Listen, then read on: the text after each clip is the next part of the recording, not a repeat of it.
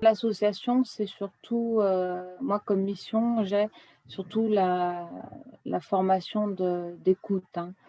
Je suis à la permanence téléphonique, mais également, je vais participer, à tout ce qui est la vulgarisation médicale, l'organisation, heu, des journées de partage, d'échange, des journées d'information. Il va y avoir aussi, on va dire, tout ce qui va être annexe, hein, la traduction, parce qu'il faut que les familles puissent accéder à l'information. Il n'y a pas que la D'accord. vulgarisation. Mmh. Donc, le travail va au-delà de la simple écoute. Donc D'accord. c'est polyvalent à ce niveau-là.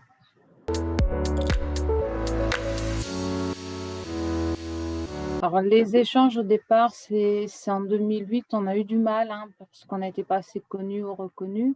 Et puis aujourd'hui, à travers les filières de santé maladies rares, à travers les centres de référence maladies rares également, on est plus connus, donc c'est beaucoup plus facile à ce D'accord. niveau-là. Ça aide beaucoup. Les colloques également auxquels on peut assister, les congrès liés à la génétique, de ce côté-là, c'est plus pareil. Maintenant, tout ce qui va être plaquettes spécifiques, à certains syndromes, c'est évident qu'on va s'appuyer sur notre conseil médical pour la relecture et la validation des informations purement, scientifiques, au même titre que les comptes rendus des journées d'information, elles vont être validées par les médecins qui sont présents. On a le relais Ithaca, là, par exemple, sur les dernières plaquettes qui ont été validées, qui sont relayées par elles et qui sont validées avec leur aide. Parce qu'il nous faut absolument avoir, l'appui médical. On ne peut pas se permettre de traduire qu'à notre niveau et puis pas avoir un appui scientifique, pour des documents aussi importants.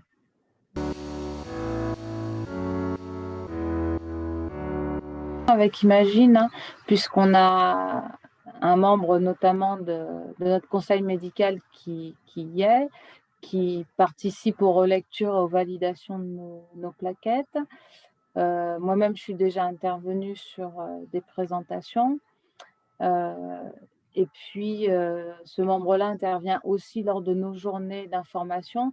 Donc il y a déjà un échange, hein, avec, Ça Imagine, existe. qui est bien là.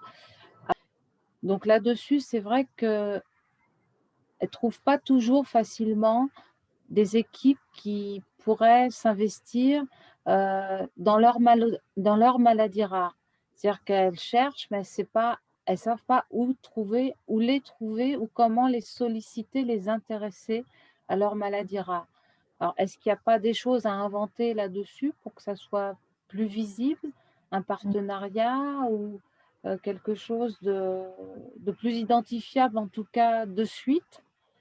Mmh. Parce que là, c'est pas le cas. En tout cas, quand on cherche, ça apparaît pas immédiatement aux yeux des associations, ni aux yeux des familles. Les familles sont intéressées et puis sur certains syndromes ou certaines anomalies chromosomiques, bon, on n'arrête pas de nous le dire, hein, on est patient expert de nos maladies, donc le quotidien, on le connaît, les symptômes, on les connaît bien, les petites particularités qui peuvent échapper, au corps médical, on les connaît également et on a ce qu'il faut pour démarrer la recherche, le matériel génétique et on l'a pour le coup sur, parfois plusieurs générations.